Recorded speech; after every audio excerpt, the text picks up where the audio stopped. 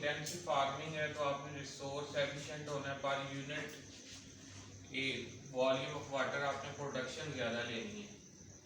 तो ज़्यादा प्रोडक्शन लेने के लिए सबसे पहले ज़रूरी है कि आपके जो सिस्टम की वाटर क्वालिटी है वो कंसिस्टेंट हो, वेदर जो है वो आपके पास सपोर्टिव हो, और आपकी फार्म मैनेजमेंट अच्छी हो, और आपके पास सफिशिएंट ग्रोइंग पीरियड मौजूद हो।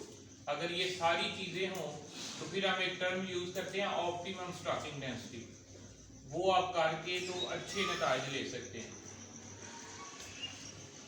इसमें एक और चीज़ का ख्याल रखा जाता है सिस्टम की कैरिंग कैपेसिटी का। अगर आप वो दौरान सीजन एक्सीड कर जाते हैं या उस लेवल तक पहुंच जाते हैं तो फिश आपकी ग्रोथ नहीं करती। तो उस वक्त आप पार्शियल हार्वेस्टिंग करके तो जो बाकी बचने वाली मछली है उसको अच्छा वजन दे सकते हैं या उससे अच्छा वजन ले सकते हैं। तो अब हम आते हैं वापस अपने सब्जेक्ट की तरफ कि स्टॉकिंग डेंसिटी फाइंड कैसे करनी है। सबसे पहले आपको अपने केज की डायमेंशंस पता हो। एफडीपी ने जो अपना मॉडल केज फॉर्म बनाया और जो पंजाब फिशरीज सब्सिडी पर केजेस दे रही है, उनकी जो मीटर्स के अंदर डायमेंशन है, लंबाई है 6 मीटर, विड्थ है 6 मीटर, डेप्थ है उनकी 3 मीटर। लेकिन जाल जो है वो कुछ पानी से बाहर भी रहता है।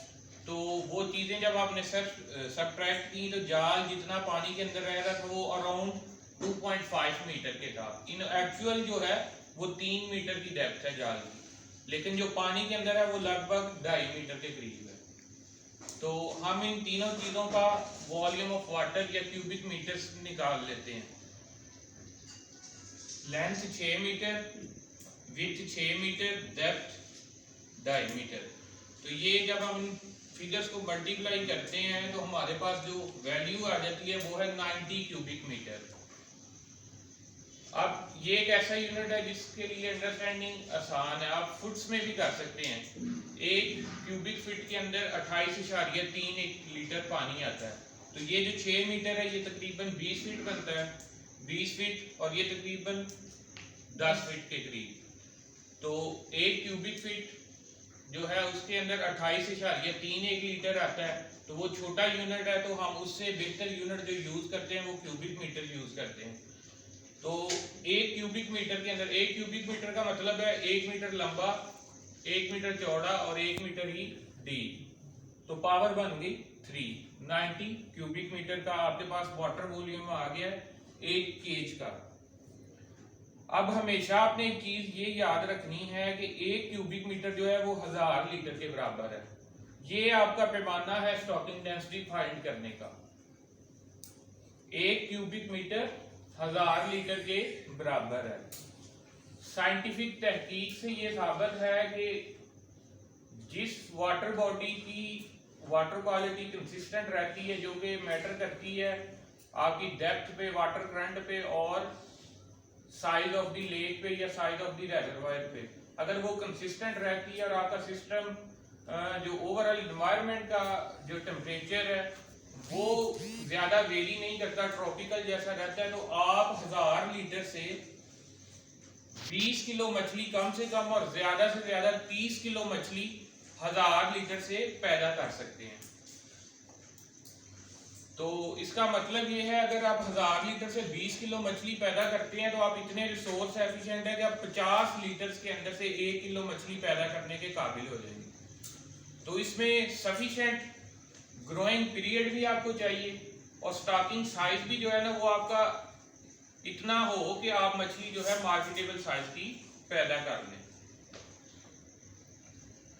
अब हमारे पास दो चीजें आ गई हैं कि एक तहकीक ने हमें बताया कि हम 1000 लीटर से 20 किलो मछली पैदा कर सकते हैं।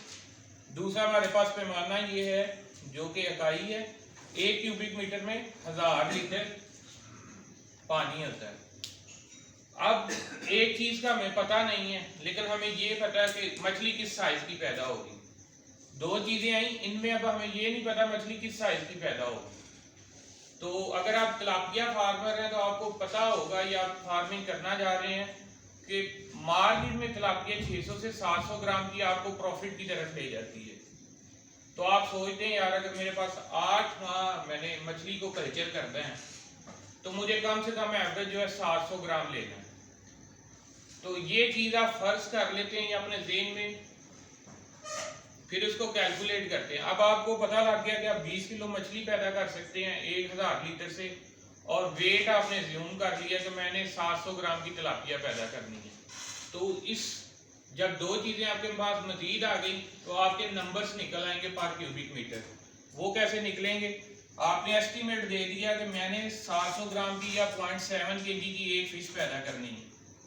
अब मैंने 1 क्यूबिक मीटर के ऊपर तादाद निकालनी है कि मेरी कितनी मछली 1 क्यूबिक मीटर में स्टॉक होगी।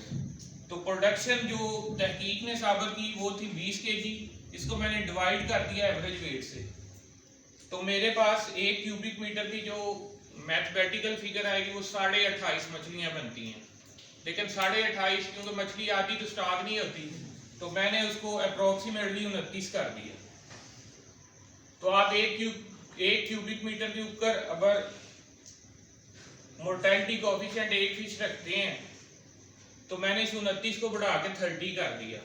अब आपका टोटल वॉल्यूम जो था वो 90 क्यूबिक मीटर था। अब आपको 1 क्यूबिक मीटर में भी मछली पता लग गई कितनी स्टॉक हो सकती, 30।